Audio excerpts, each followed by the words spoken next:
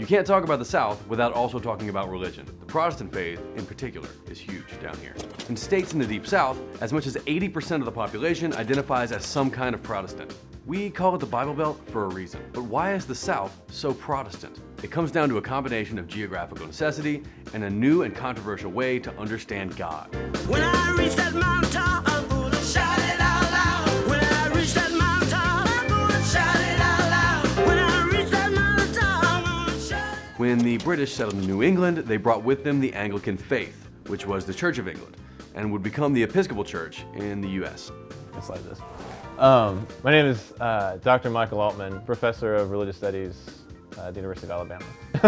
Their plan is to we're an English colony, so we need English churches to maintain order, and so we'll just transplant the Church of England. But the landscape was a lot different than the English countryside. In England, you have a small parish with a church and minister. The parishes, so if you look at Virginia, they're all settling along the rivers. So the parishes would be super long, thin, geographic spaces, and you have one minister, and he could not really serve all that area. Not to mention the church leaders that came to the New World were not the best of the best. Why am I going to leave my cushy, wonderful job in the English countryside with my small parish where I'm paid for to go to what is basically like Mars, this new world that we don't know what's going to happen? They were all fleeing debt or bad marriages or bad reputations. So there was a religious vacuum to be filled, and it was filled by people with radical views on what a relationship with God should be. By the time you get to the 1700s, the later, just before the Revolution, all of these other dissenting groups, there's this message that's being picked up by Methodists and Baptists of it's not about this being a good person, fulfilling your role in society. It's about this interior experience.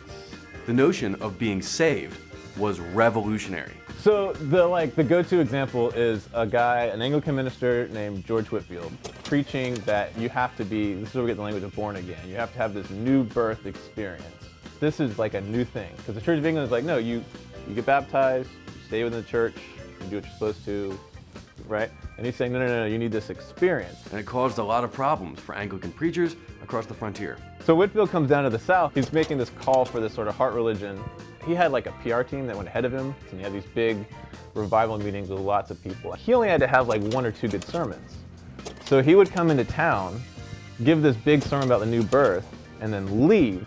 And then everyone look over at the local parish pastor, and he was and they would say, well, have you had this experience? And he's like, what are you talking about? That's not how it works. So the Methodists, which dominate the early 19th century, they grow because they have circuit riders, which are these single dudes on horseback who ride around a circuit of churches and towns. So the problem that the Anglican Church had, where they couldn't get through the whole parish, was solved by, well, give them a horse and send them out there. So the Baptists and the Methodists had a new kind of religion and a new way of spreading it that the Anglicans just couldn't compete with.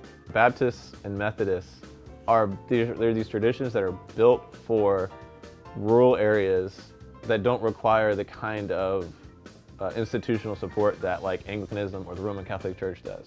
You can become a Baptist minister in 1805 just by putting down your shovel and declaring yourself a Baptist minister, right? There's no boundaries. The South is Protestant today because of its rural setting at a crucial moment in the development of a new Protestant evangelical religion. And the impact of that shift on contemporary culture and politics cannot be overstated.